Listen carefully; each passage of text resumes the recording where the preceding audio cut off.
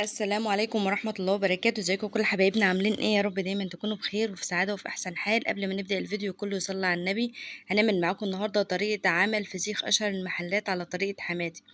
النهاردة هنعمل معاكم الفسيخ بطريقة سهلة وبسيطة وحاجة كده في منتهى الجمال، ودي الطريقة المعتمدة بتاعت حماتي. ربنا يا رب يبارك لنا فيها ويديها الصحة يا رب.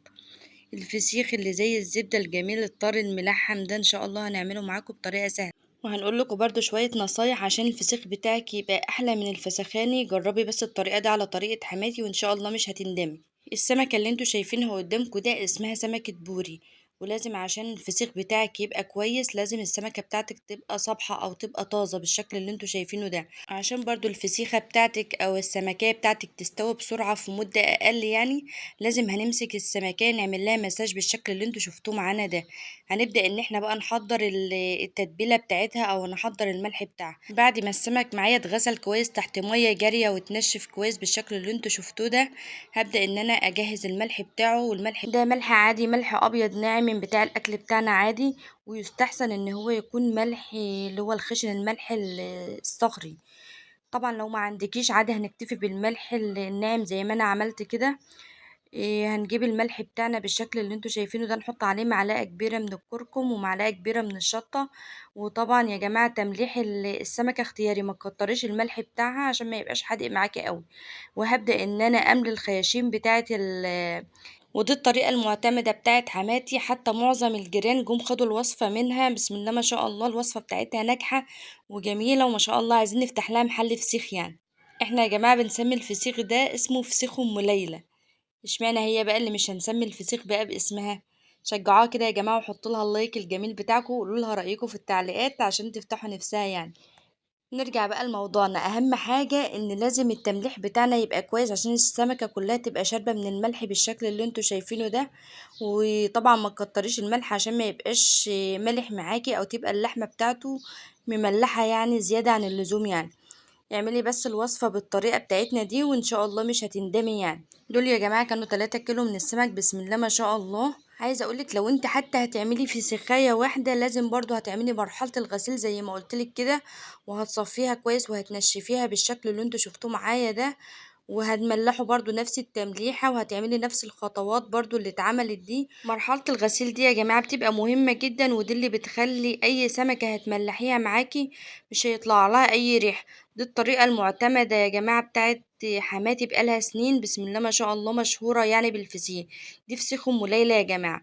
بعد بقى ما خلصنا كل كمية الفسيخ بالشكل اللي انتوا شايفينه ده، حطينا 3 معالق او 4 معالق من الزيت على الوش كده عشان السمكة بتاعتي تبقى طرية وبتلمع. هنا بقى طبعا بقى هتبدأي ان انت تلمي كل الاكياس اللي في البيت بالشكل اللي انتوا شايفينه ده، وهنبدأ ان احنا نغلفه كويس ما يبقاش فيه نسبة هوا خالص. يا جماعة ما يبقاش فيه اي فراغات من الهواء عشان تبقى الطريقة بتاعته ناجحة وما يطلعلوش اي روايح. طبعا هنا بعد ما خلصنا بقى ولمينا الشنط اللي عندنا والشنط اللي عند الجيران، هنبدأ ان احنا نكمره بالشكل اللي انتوا شايفينه ده.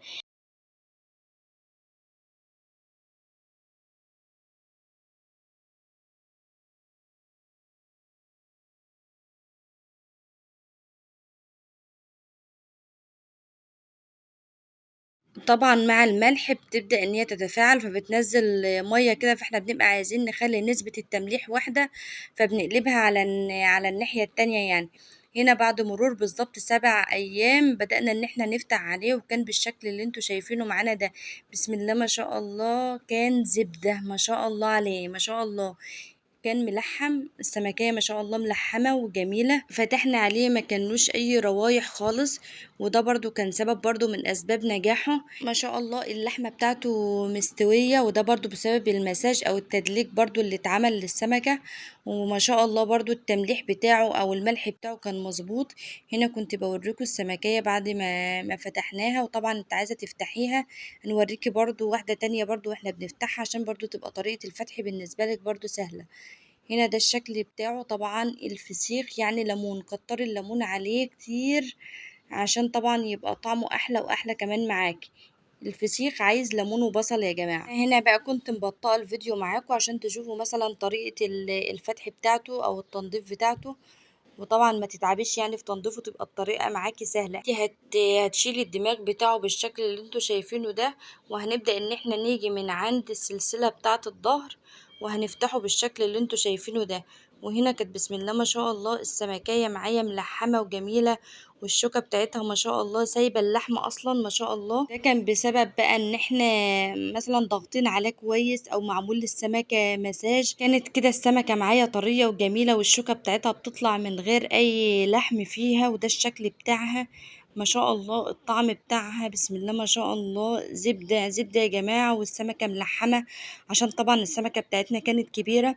ولازم برضو عشان الفسيخ يبقى معاكي طري وحلو، لازم السمكية بتاعتك تبقى كبيرة. وطبعا احنا هنا بقى كنا كل شوية بندوق طعمه كده، كان بسم الله ما شاء الله غني عن الكلام، يعني طعمه تحفة. بسم الله ما شاء الله. ربنا يا رب يبارك لنا في حماتي يا رب، ويديلها الصحة وتعمل لنا يا رب كمان وكمان. هنا كنت بوريكم شكل الفسيخية عشان ما شاء الله الحجم بتاعها كبير، اللحم بتاعها ما شاء الله كتير ودايب زي الزبدة بالظبط ما شاء الله. هنا بقى بعد ما حضرنا الاكل بتاعنا عملنا شوية طحينة بالشكل اللي انتوا شايفينه ده. هنا زي ما قلت لكم كنا عملنا شوية طحينة، وهعملها برضو معاكم ان شاء الله على القناة. وهنا كنا حمرنا برضو شوية بطاطس بالشكل اللي انتوا شايفينه ده. اهم حاجة في الفسيخ يا جماعة الليمون، كتر الليمون بتاعه عشان يبقى الطعم بتاعه كويس. هنا بقى كنا قطعنا بصل وخلينا برضو جزء من الفسيخ بالشكل اللي انتوا شايفينه ده، وعصرنا عليه ليمون. وهنا برضو كنا جايبين رنجة سيحناها وقدمناها بالشكل اللي انتوا شايفينه ده، وقطعنا طماطم وخيار وبصل وبطاطس. ما شاء الله يا جماعة احنا اليوم ده بيبقى يوم مختلف عندنا خالص، بيبقى يوم ما شاء الله العيلة بتاعتنا كلها متجمعة مع بعضها. ربنا يا رب يديم علينا يا رب التجمع يا رب، وما يحرمناش من بعض ابدا. وده كان الشكل النهائي بتاعنا.